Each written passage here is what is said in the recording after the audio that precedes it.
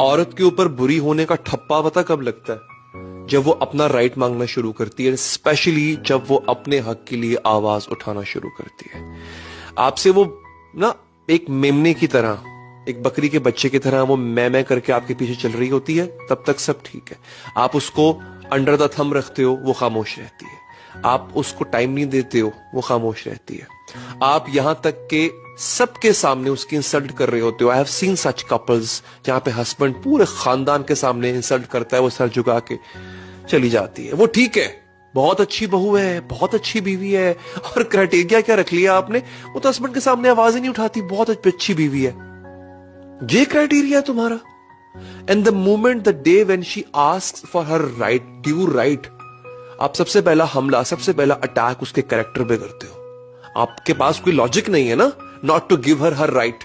So what you will do कि आप उसकी कैरेक्टर असैसिनेशन करोगे, आप उसको नीचे गिराने की कोशिश करोगे विदाउट रियलाइजिंग कि आपके बच्चों की मां है, किसी की बेटी है। तो सबसे पहला हमला आप उस पर यूं करते हो।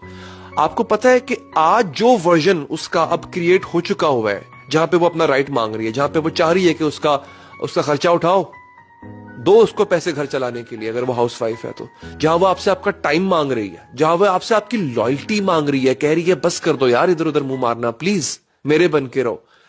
जब तक वो ये कर रही है, वो इस वजह से कर रही है कि आपने उसको वहां तक पहुंचाया है।